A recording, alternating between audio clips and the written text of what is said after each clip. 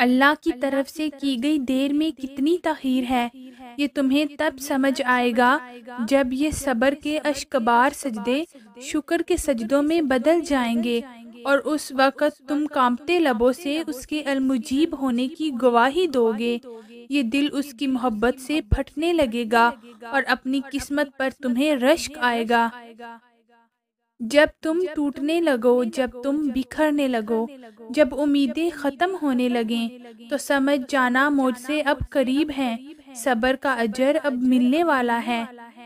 وہ ماضی نہیں نیتیں دیکھتا ہے، اور جو پاک دل لے کر اس کے روبرو جاتے ہیں وہ ان کی مدد کے لیے پوری کائنات کو وسیلہ بنا دیتا ہے۔ ہر بار یقین سے مانگی ہوئی دعا شک کو کہیں دور بھگا دیتی ہے۔ میرا اللہ میرا یقین کم نہیں ہونے دیتا، وہ ہماری کسی دعا کو ضائع نہیں کرتا۔ بہتر ہوتا ہے تو دے دیتا ہے، آزماتا ہے تو وقت دیتا ہے، اور خطرہ ہوتا ہے تو دور کر دیتا ہے۔ اللہ پاک بہترین کرنے والا ہے۔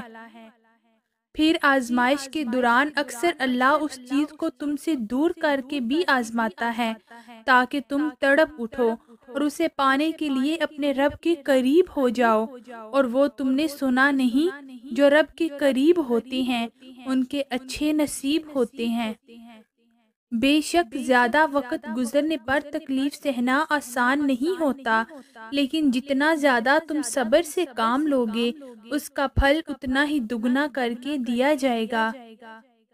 جس شخص کو اللہ تعالیٰ کے ہر کام میں حکمت سمجھ آ جائے، وہ زندگی میں کسی بھی واقعے کے رونما ہونے پر شکوہ نہیں کرتے، صرف تسلیم کرتے ہیں۔ مصیبت کا مقابلہ صبر سے اور نعمتوں کی حفاظت شکر سے کرتے ہیں۔ اللہ تمہارے ساتھ ہے، بس اس وقت وہ تمہیں آزما رہا ہے کیونکہ وہ تمہیں اپنے قریب کرنا چاہتا ہے۔ تم امید نہ چھوڑو، مایوس نہ ہو، اس آزمائش پر کیے گئے صبر کا اجر اللہ تمہیں ضرور دے گا۔